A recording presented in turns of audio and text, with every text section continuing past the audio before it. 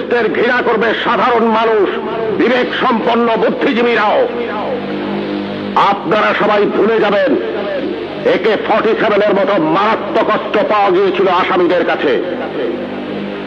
যদি জনগণের কাছে ধরা পড়ে ওই আসামিরা গণপিটুনিতে মারা যেত, আপনারাই বলতেন ভালো হয়েছে, পুলিশের কাছে গেলে ছাড়া পেয়ে যেত।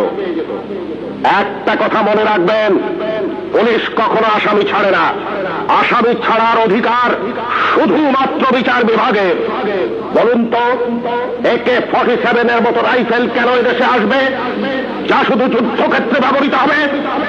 কেন AK-47 বাংলাদেশে আসছে? কিসের আলামত?